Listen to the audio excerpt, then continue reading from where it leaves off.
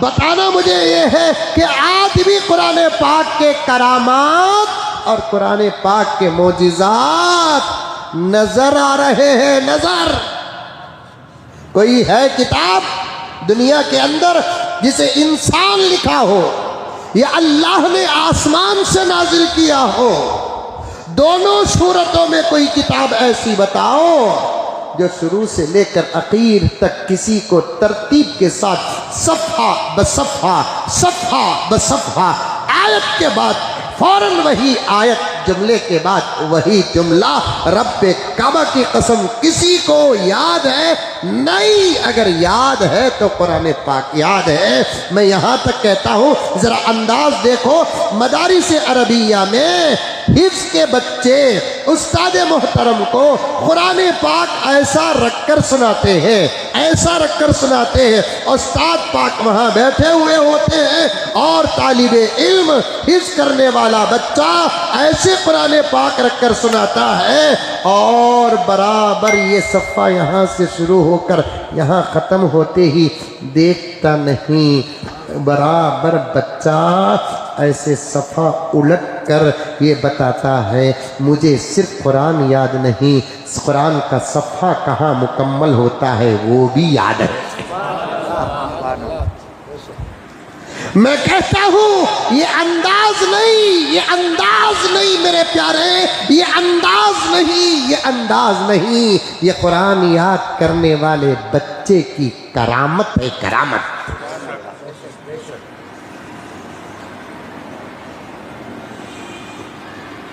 मैं आज मस्जिद उमर फारूक के मिंबर में बैठकर सारी दुनिया के लोगों को कहना चाहता हूँ, जरा कुरान पर तो गौर कर लो, सीधा रास्ता नजर आ जाएगा, सही खुदा नजर आ जाएगा, बरहक खुदा नजर आ जाएगा। दीनों में कौन सा दीन सच्चा है इस बात की वजाहत हो जाएगी। कुरान पर जरा नजर करो। मेरे अब्बा ज़करिया साहब रहमतुल्लाह अलैह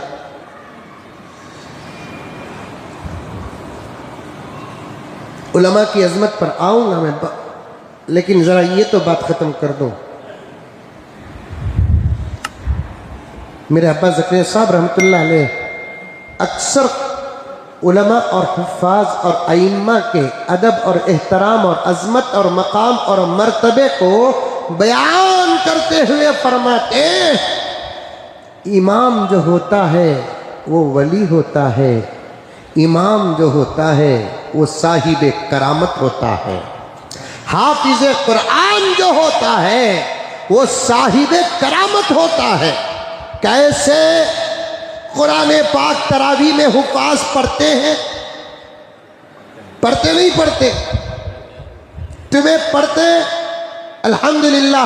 हाफिज साहब नमाज तरावी पढ़ाते, तुम्हें तरावी पढ़ते।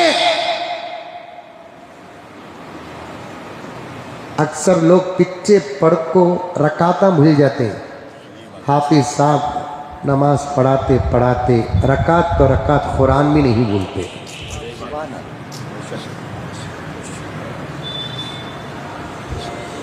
अदब करो, साहिबे कुरान का अदब करो, अदब करो, जिनके सीने में अल्लाह का कलाम है, अदब करो प्यारो, अदब।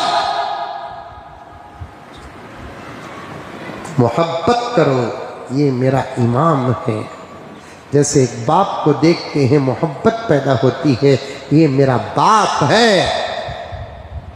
माँ को देखते ही मोहब्बत पैदा होती है कि ये मेरी माँ है। बीवी को देखते ही मोहब्बत पैदा होती है कि ये मेरी शरीके हयात है।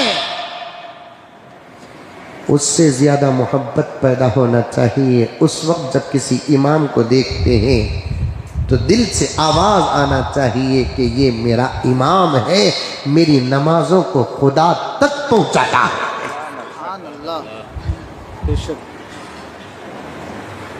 मेरी नमाजों को खुदा तक पहुँचाता है।